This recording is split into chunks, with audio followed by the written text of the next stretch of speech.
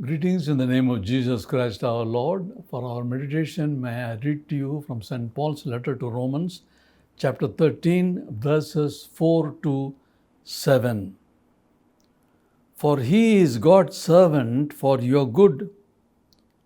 But if you do wrong, be afraid, for he does not bear the sword in vain.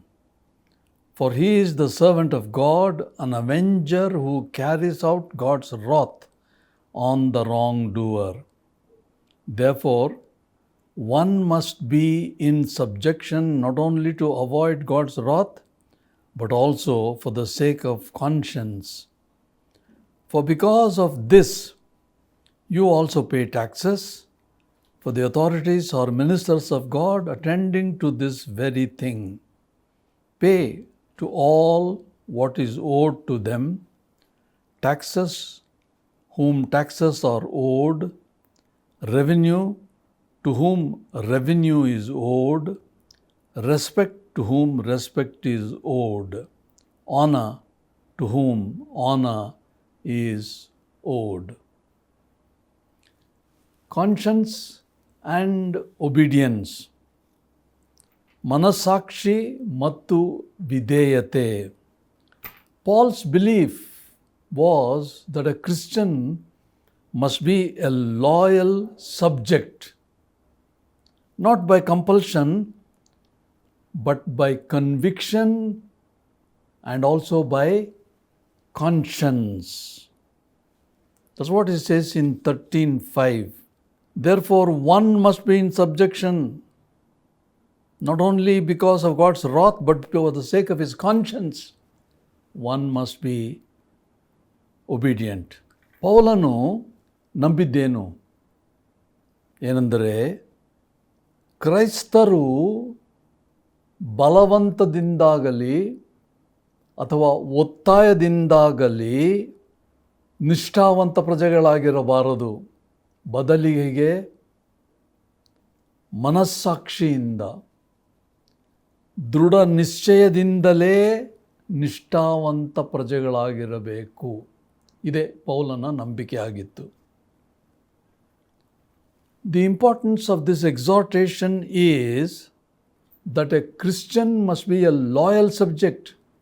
A Christian must be a loyal subject, whether he is treated justly or unjustly.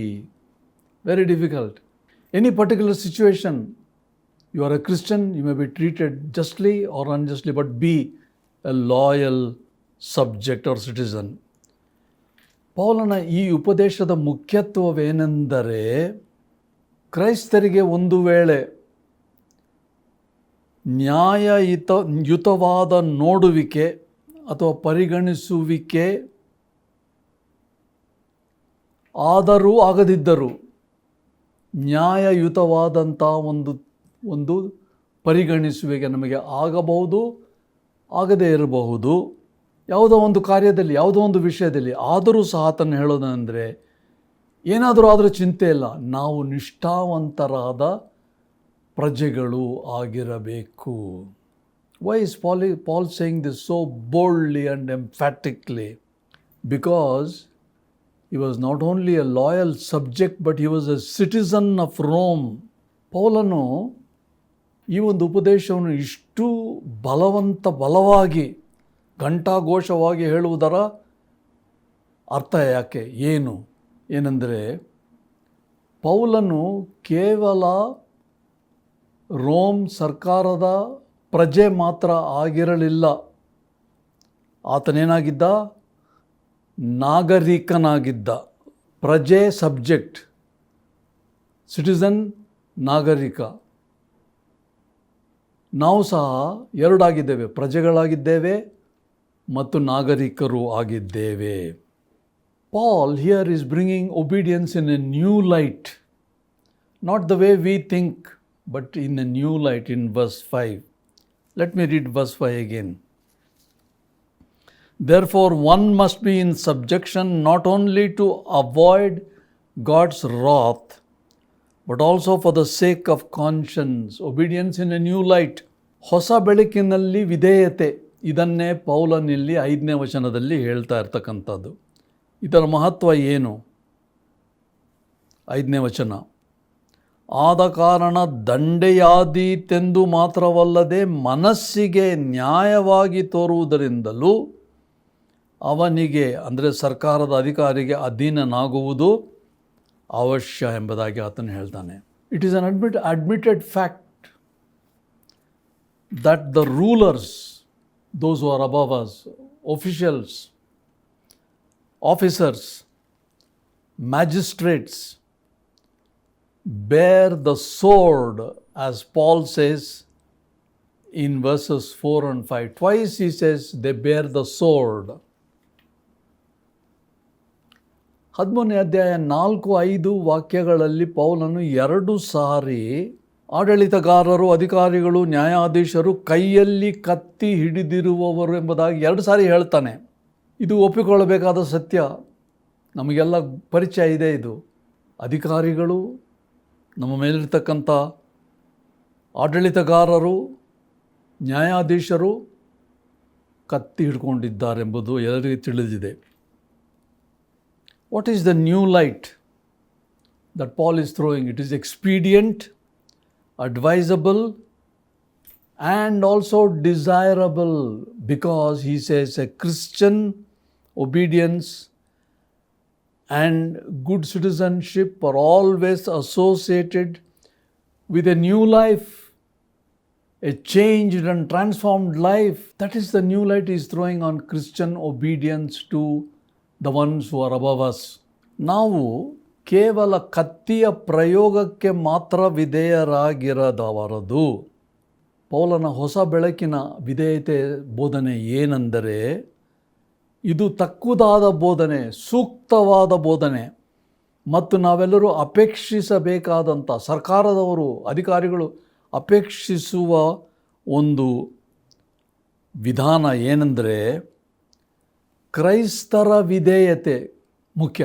ಕ್ರೈಸ್ತರ ವಿಧೇಯತೆಗೂ ಮತ್ತು ಒಳ್ಳೆ ಅಥವಾ ಉತ್ತಮ ಪೌರತ್ಯ, ನಾಗರಿಕರು, ಪ್ರಜೆಗಳು, ಇವೆರಡಕ್ಕೂ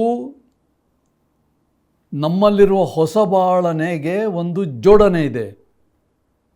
ನಾವು ಹೊಸಬರಲ್ವಾ ಕ್ರಿಸ್ತನಲ್ಲಿ. ಈ ಕಾರಣದಿಂದ ನಾವು ಕ್ರೈಸ್ತರಾಗಿದ್ದೇವೆ. ನಮ್ಮ ನೂತನ ಬಾಳು, ಹೊಸ ಬಾಳು, ನಮ್ಮ ಪ್ರಜೆಯ, ನಮ್ಮ ಪೌರಾತ್ಯ, ಅಂದರೆ ನಾವು ನಾಗರಿಕರಲ್ವ, ಇದಕ್ಕೆ ಹೊಂದಾಣಿಕೆ ಇರಬೇಕು. ಇದು ತಕ್ಕುದಾದ ಒಂದು ವಿಧೇಯತೆ ಎಂಬುದಾಗಿ ಹೇಳ್ತಾನೆ. A Christians conviction should be, our Christians conscience should be to accept the duties of membership of the state or the country to which we belong, and of course to the church also. A Christian's conscience must be acceptable to the rules and regulations of the society in which he lives.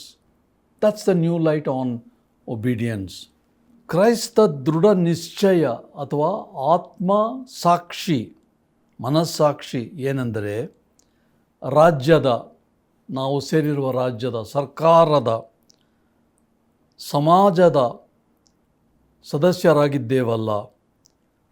ಈ ಕಾರಣದಿಂದ ಸರ್ಕಾರದ ಎಲ್ಲ ಕರ್ತವ್ಯಗಳನ್ನು ನಾವು ಪರಿಪಾಲನೆ ಮಾಡೋರಾಗಿರಬೇಕು. ಹೇಗೆ ಸಭೆಯಲ್ಲಿರುವ ಎಲ್ಲ ಕಾನೂನುಗಳನ್ನು ನಾವು ಪರಿಪಾಲನೆ ಮಾಡಲಿಕ್ಕಾಗ್ತದಲ್ಲ, ಅದೇ ಪ್ರಕಾರ ಸಮಾಜದ, ಸರ್ಕಾರದ, ರಾಜ್ಯದ ಎಲ್ಲವನ್ನು ಅಂಗೀಕಾರ ಮಾಡಿ ಕರ್ತವ್ಯಗಳನ್ನು ನಾವು ಪರಿಪಾಲನೆ ಮಾಡುವುದು ನಮ್ಮ ಹೊಸ ಬಾಳಿನಗೆ ಒಂದು ಗುರುತಾಗಿದೆ, ಅದಕ್ಕೆ ಹೋಲಿಕೆ ಆಗಿದೆ. There are two aspects to this new light on obedience that Paul is shedding here. First of all, the emphasis on new life. Secondly, reason for this new light that we have, new life that we have, which are found in verses 5 and 6. ಈ ಹೊಸಬಾಳಿನ ಮಹತ್ವ, ವಿಧೇಯತೆಯ ಮಹತ್ವ ಎರಡರಲ್ಲಿದೆ. ಒಂದು, ಹೊಸಬಾಳು. ಎರಡನೇದಾಗಿ ಹೊಸಬಾಳು ಒಂದು ಹೊಸ ಬೆಳಕಿನಲ್ಲಿ ಜೀವಿಸುವಂಥ ಒಂದು ಜೀವನ ಎಂಬುದಾಗಿ 4-5 ವಚನಗಳಲ್ಲಿ ಆತನು ಹೇಳ್ತಾ ಇದ್ದಾನೆ. ಈ ಕಾರಣದಿಂದ both these verses 5 and 6 begin with a conjunction. Verse 5 begins therefore, verse 6 begins with a conjunction for. These two verses connect to our conscience. See the logic of Paul here. 5 and 6 starting with a conjunction which connects to our conscience. 5-6 ವಾಕ್ಯಗಳು ಆದ ಕಾರಣ ಅಥವಾ ಈ ಕಾರಣದಿಂದ ಎಂಬ ಸಂಯೋಗ, conjunction ಅವುಗಳಿಂದ ಪ್ರಾರಂಭ ಮಾಡಿ ಅವೆರಡು ನಮ್ಮ ಮನಸ್ಸಾಕ್ಷಿಗೆ ಸಂಬಂಧಪಟ್ಟಿವೆ, ಮನಸ್ಸಾಕ್ಷಿಯನ್ನು ಸೂಚಿಸ್ತದೆ, ಮನಸ್ಸಾಕ್ಷಿಯನ್ನು ಜೋಡಿಸ್ತದೆ ಎಂಬುದಾಗಿ 5-6 ವಾಕ್ಯಗಳಲ್ಲಿ ಆತನು ಹೇಳ್ತಾ ಇದ್ದಾನೆ. The government authorities or officers do not merely attend to their jobs just for the sake of collecting dues and taxes. What is their general function? What is the responsibility of a government officer? His or her responsibility is to render good to those who do right and punish those who do wrong. Whatever it is, whatever the context is. And these are all described in verses 3 and 4. What is the good that we have to do and what is the wrong that we should not do. ಸರ್ಕಾರದ ಅಧಿಕಾರಿಗಳು ಅಥವಾ ಆಡಳಿತಗಾರರು ಕೇವಲ ತೆರಿಗೆ ಕಂದಾಯಗಳ ವಿಷಯಗಳನ್ನು ವಸೂಲು ಮಾಡುವುದು ಮಾತ್ರವಲ್ಲ ಅವರ ಜವಾಬ್ದಾರಿಕೆ, ಬದಲಿಗೆ ಒಳ್ಳೆಯದನ್ನು ಕೆಟ್ಟದ್ದನ್ನು ಮಾಡುವವರಿಗೆ ತಕ್ಕ ಪ್ರತಿಫಲವನ್ನು ಕೊಡಲಿಕ್ಕೆ, ಒಳ್ಳೆಯದನ್ನು ಯಾರಿಗೆ ಮಾಡ್ತಾರೋ ಅವರಿಗೆ ಒಂದು ಸಮಾಧಾನದ ಗುರುತು, ಕೆಟ್ಟದ್ದು ಮಾಡುವವರಿಗೆ, ಹಾನಿ ಮಾಡುವವರಿಗೆ ಬೇಕಾದಂಥ ಶಿಕ್ಷೆ ಕೊಡುವಂಥದ್ದು ಅವರ ಸಾಮಾನ್ಯ ಕರ್ತವ್ಯ. ಇದನ್ನು ನಾವು ಮರೆಯಬಾರದು. What is the conclusion of Paul's teaching new light that is shedding on obedience? Conclusion is a new light that he is showing or shedding on human conscience, particularly Christian conscience, is whatever we owe, whether it is taxes, whether it is respect, whether it is recognition, we have to fulfill that in Christian obedience. That's a new light. Whatever we owe to our authorities, our state and our government, we have to pay that. ಈ ಹೊಸ ಬೆಳಕಿನ ವಿಧೇಯತೆಯ ಬೋಧನೆಯ ಮುಖ್ಯತೆ ಏನು? ನಾವು ಮುಕ್ತಾಯ ಮಾಡೋದು ಹೇಗೆಂದರೆ, ನಮ್ಮ ಆತ್ಮಸಾಕ್ಷಿ, ನಮ್ಮ ಮನಸ್ಸಾಕ್ಷಿ ಪ್ರಕಾರ ವಿಧೇಯತೆ ಮುಖ್ಯ. ಕೇವಲ ತೆರಿಗೆ ಕೊಡುವುದು ಮಾತ್ರ ಅಲ್ಲ, ಕೇವಲ ಕಂದಾಯ ಕಟ್ಟುವುದು ಮಾತ್ರವಲ್ಲ. ಏನಂದರೆ ಯಾರ್ಯಾರಿಗೆ ಮಾನ ಸಲ್ಲಿಸಬೇಕೋ, ಯಾರ್ಯಾರಿಗೆ ಮರ್ಯಾದೆ ಸಲ್ಲಿಸಬೇಕೋ, ಯಾರ್ಯಾರಿಗೆ ಯಾವವುಗಳನ್ನು ಸಲ್ಲಿಸಬೇಕೋ ಅವೆಲ್ಲವುಗಳನ್ನು ಹೃತ್ಪೂರ್ವಕವಾಗಿ ಸಲ್ಲಿಸಬೇಕು. ಕಾರಣ ನಾವು ನೂತನ ಸೃಷ್ಟಿಗಳು. ಹೊಸಬಾಳು ಕ್ರಿಸ್ತನಿಂದ ಬಂದಿತು. ಈ ಕಾರಣದಿಂದ ನಾವು ಹೊಸಬರಾಗಿ ನಮ್ಮ ಮೇಲಿರ್ತಕ್ಕಂಥ ಅಧಿಕಾರಿಗಳಿಗೆ ನಾವು ವಿಧೇಯರಾಗಿರ್ತಕ್ಕಂಥದ್ದು ಬಹಳ ಮುಖ್ಯ ಎಂಬುದಾಗಿ ಪೌಲನಲ್ಲಿ ನಮಗೆ ಬೋಧನೆ ಕೊಡ್ತಾ ಇರೋದು. Let us have A personal reflection as we conclude. Do we respect the government and the officials? First of all. Secondly, do we pay all our taxes, all our dues? Is there any evasion? Very hard teaching Paul, but we have to think about it. ಮುಕ್ತಾಯದಲ್ಲಿ ವೈಯಕ್ತಿಕ ಸಂಬಂಧವಾದಂಥ ಒಂದು ಪ್ರತಿಬಿಂಬನೆ ಮಾಡೋಣ ನಾವು. Personal reflection ಏನಂದರೆ, ನಾವು ಸರ್ಕಾರದ ಅಧಿಕಾರಿಗಳನ್ನು ಗೌರವಿಸ್ತೇವಾ? ಸಲ್ಲತಕ್ಕ ಮರ್ಯಾದೆಯನ್ನು ಅವರಿಗೆ ಕೊಡ್ತೇವಾ? ಎರಡನೇದಾಗಿ, ಎಲ್ಲ ಬಾಕಿಗಳನ್ನು ನಾವು ಪಾವತಿ ಮಾಡಿದ್ದೇವಾ? ಅಥವಾ ಯಾವುದನ್ನು ಕೊಡದೆ ನಾವು ತಪ್ಪಿಸ್ಕೊಳ್ತಾ ಇದ್ದೇವಾ? ಆಲೋಚನೆ ಮಾಡಬೇಕು. ಪೌಲನು ಕೊಟ್ಟಿರೋ ಬೋಧನೆ ಬಹಳ ಕಠಿಣವಾದದ್ದು. ಯಾವ ಬೆಳಕಿನಲ್ಲಿ? ನಾವು ಕ್ರಿಸ್ತನಲ್ಲಿ ಹೊಸಬರಾಗಿದ್ದೇವೆ. ನೂತನ ಜೀವ, ನೂತನ ಬಾಳು. Though Paul's teaching right here is very hard, we are new in Christ, new creation. So let us pay our dues, our respect, our regard, not only to the officers, to the government, but because we are new in our conscience. May God help us to do that. Let us pray. ನಮ್ಮ ತಂದೆಯಾದ ದೇವರೇ, ನಮಗೆ ಇದು ಅಸಾಧ್ಯವಾದ ಕಾರ್ಯ ಎಂಬುದಾಗಿ ಕಂಡು ಬರ್ತಾ ಇದೆ. ಯಾಕಂದರೆ ಅನೇಕ ತೊಂದರೆ ಇಕ್ಕಟ್ಟುಗಳಲ್ಲಿ ನಾವು ಸಿಕ್ಕಿಬಿದ್ದಿದ್ದೇವೆ. We have found ourselves in many difficulties with respect to our government, our authorities. We find it difficult. But Paul says, in Christ you are a new creation, you have received a new life. In respect of that life, you have to give what is due to your officers, your government, your authorities, not merely paying taxes only. ಇಷ್ಟೆಲ್ಲ ನಮಗೆ ತೊಂದರೆ ಕಟ್ಟುಗಳಿದ್ದರೂ ಪೌಲನ ಬೋಧನೆ ಏನೆಂದರೆ, ನಾವು ಕ್ರಿಸ್ತನಲ್ಲಿ ಹೊಸಬರಾಗಿರುವುದರಿಂದ, ಆತನು ನಮ್ಮನ್ನು ಕ್ಷಮಿಸಿ ತನ್ನ ಮಕ್ಕಳನ್ನಾಗಿ ಮಾಡಿ ನೂತನ ಬಾಳನ್ನು ಕೊಟ್ಟಿರುವುದರಿಂದ, ನಮ್ಮ ಮನಸ್ಸಾಕ್ಷಿ ಪ್ರಕಾರ ನಾವು ಎಲ್ಲರನ್ನು ಗೌರವಿಸಬೇಕು. ನಮ್ಮ ಅಧಿಕಾರಿಗಳನ್ನು, ನಮ್ಮ ನ್ಯಾಯಾಧೀಶರನ್ನು, ನಮ್ಮ ಸರ್ಕಾರವನ್ನು ಗೌರವಿಸಿ ಕೊಡಬೇಕಾದವುಗಳನ್ನು ನಾವು ಕೊಟ್ಟು ಯಾವುದು ಬಾಕಿ ಇಲ್ಲದಂತೆ ಮಾಡಲಿಕ್ಕೆ ಈ ಬೋಧನೆ. Lord, we pray that you will enable us to accept this teaching from Paul and be loyal subjects and citizens of our country. ತಂದೆಯಾದ ದೇವರೇ, ಪೌಲನು ಈ ಪರಿಸರದಲ್ಲಿ ಹೇಳಿರ್ತಕ್ಕಂಥ ಈ ಒಂದು ಬೋಧನೆ ನಾವು ಯೋಗ್ಯರಾದ ಪ್ರಜೆಗಳು, ಅಷ್ಟು ಮಾತ್ರವಲ್ಲ, ನಂಬಿಗಸ್ತರಾದ ನಾಗರಿಕರಾಗಿ ನಮ್ಮ ದೇಶದಲ್ಲಿ ಜೀವಿಸುವ ಕೃಪೆ ದಯಪಾಲಿಸಬೇಕೆಂದು ನಮ್ಮ ರಕ್ಷಕನಾದ ಯೇಸು ಕ್ರಿಸ್ತನ ಮುಖಾಂತರ ಪ್ರಾರ್ಥಿಸ್ತೇವೆ ತಂದೆಯೇ. ಆಮೆನ್.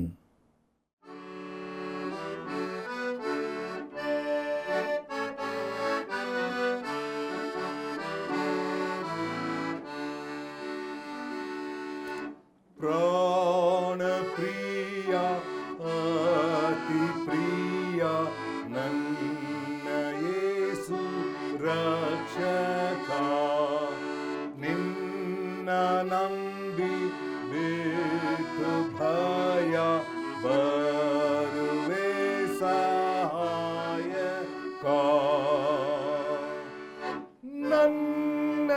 ನನ್ನದೆಲ್ಲವೂ ನನ್ನದೆಲ್ಲವೂ ನನ್ನದೆಲ್ಲ ಪ್ರಾಣ ಪ್ರಿಯ ಒಪ್ಪಿಕೊಡುವೆ.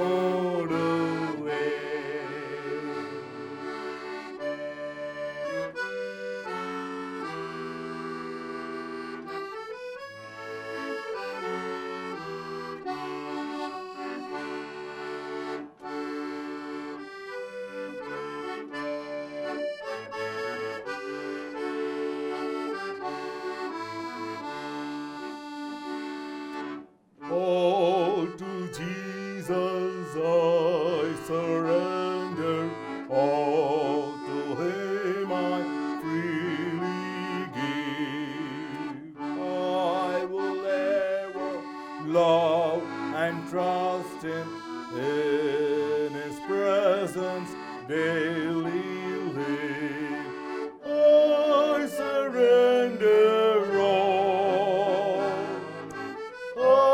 I surrender all to Thee, my blessed Savior. I surrender all.